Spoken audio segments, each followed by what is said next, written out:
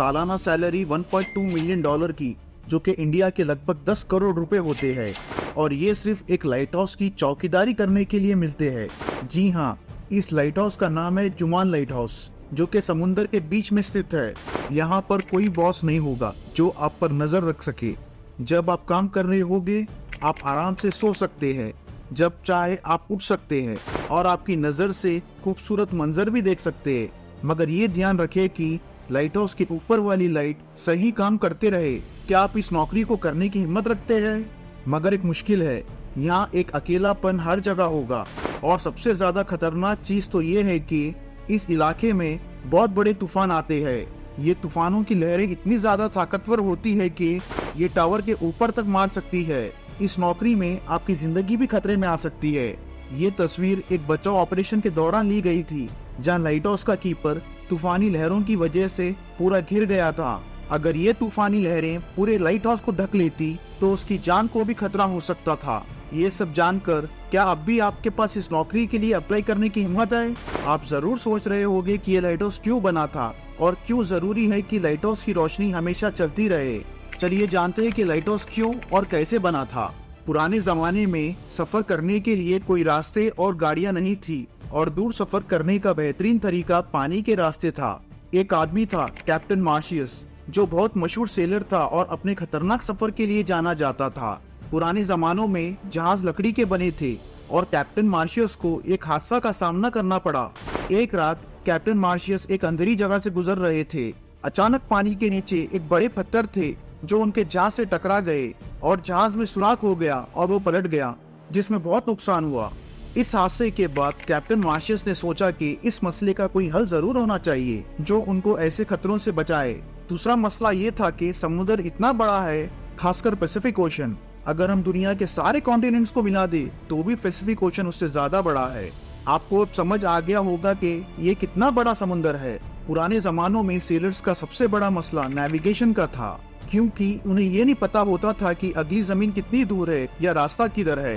ना कोई जीपीएस था, ना कोई एडवांस सिस्टम। जीपीएस 1973 में बना और 1978 में आम लोगों के लिए अवेलेबल हुआ। तो पुराने लोग क्या करते थे?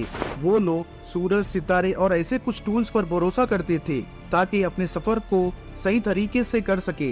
पुरानी नेविगेशन से और भी मसले उठते थे, जैसे कि कैप्टन एलिस का वाकया।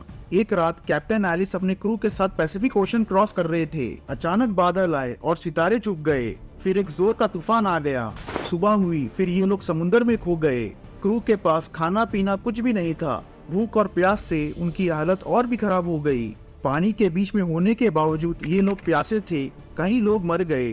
कैप्टन एलिस ने मुश्किल से किनारे के पास आए और सब लोग वहाँ रुक गए। अब दुनिया का सबसे पहला लाइट हाउस बनने वाला था। इजिप्ट में मेडिटेरियन सी के किनारे एक एशियन सिटी अलेक्जेंड्रिया था। वहाँ का बादशाह फिटालमी II फिलाडेल्फियस था। उस वक्त उसका किंगडम एक सही हब था ट्रेड और कल्चर का, लेकिन इस शहर का लोकेशन बहुत मुश्किल था। अगर आप ध्यान से देखें तो आपको पता चलेगा कि जहाजों को यहाँ से गुजरने में बहुत मुश्किल होती थी। वहाँ नुकीले पत्थर होने के कारण अगर जहाज रात को गुजरते तो पत्थरों से टकरा जाते और कार्गो खो जाता। इस वजह से शहर को काफी नुकसान हो रहा था और शिप में सवार लोगों को भी। किंग पेटोलमी ने अपने इस रास्ते को सेफ बनाने के लिए उस टाइम के सबसे अच्छे आर्किटेक्ट सोस्ट्रैटस ऑफ सिनिडस को बुलाया। सोस्ट्रैटस ने एक जबरदस्त प्लान बनाया। एक बड़ा रोशनी का मीनार बनाने की सोची जो जहाजों को रास्ता दिखाएगा। ये रोशनी का मीनार पानी के नीचे खतरों से भी बचाएगा।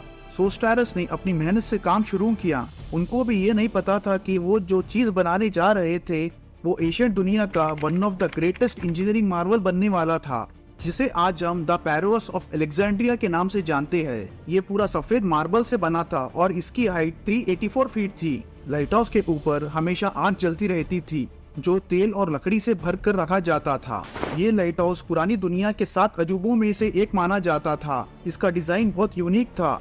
इसमें लेंस और आईने का इस्तेमाल किया था ताकि रोशनी को और बढ़ाया जा सके। लाइट हाउस की रोशनी दूर दूर तक दिखाई देने लगी। अब सेलर्स को अलेक्जेंड्रिया के पत्थरों के रास्ते को नेविगेट नहीं करना पड़ता था। लाइट हाउस उनके लिए एक सेफ्टी का निशान बन गया और दुनिया में लाइट हाउस का कॉन्सेप्ट यहाँ से शुरू हुआ। पहले लाइट हाउस सिर्फ समुद्र के किनारे बनाए जाते थे, लेकिन जैसे जैसे ट्रेड सफर बढ़ने लगा वहाँ भी लाइट हाउस बनाए गए जहाँ पत्थर समुद्र के रास्ते में रुकावट बन जाते थे।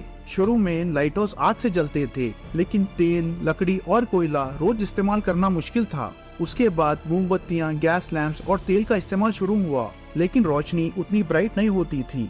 जब बिजली आई और बल्ब का आविष्कार हुआ तो लाइट हाउस भी इलेक्ट्रिक बल्ब पर शिफ्ट हो गए, क्योंकि उनकी रोशनी ज्यादा होती थी। फिर भी रोशनी को दूर तक फैलाने के लिए लेंस का इस्तेमाल किया गया। 1800s में रिफ्लेक्टर्स लाइट सोर्स के पीछे रखे गए। इंजीनियर्स ने समझा कि अगर लेंस को रोशनी के आगे रखा जाए तो रोशनी को और फोकस किया जा सकता है, लेकिन ऐसा करने से एक परेशानी थी, जितना मोटा लेंस उतनी कम रोशनी। फ्रेंच के एक इंजीनियर फ्रेस्नेल आए और उन्होंने लेंस को पतला बनाया। उनके डिजाइन से रोशनी को एक डायरेक्शन में कॉन्सेंट्रेट करने में मदद मिली। आज भी फ्रेस्नेल लेंसेस को लाइट हाउस में इस्तेमाल किया जाता है। अब रोशनी दूर तक आसानी से देखी जा सकती थी और जहाजों को खतरे का पता चलना आसान हो गया था। ये लाइट हाउस पुराने जमाने में बन गया था और इसने पूरी दुनिया के मेरीन ट्रेड के रास्ते की सेफ्टी को पूरी तरह से बदल दिया। क्या आपको वीडियो के शुरू में बताई गई हुई नौकरी याद है? लाइट हाउस में रहने के लिए 10 करोड़ मिलेंगे। बस ये देखते रहो कि लाइट हाउस की रोशनी चालू रहे। क्या आप अब भी इस नौकरी में इंटरेस्टेड है? कमेंट्स में जरूर बताइए।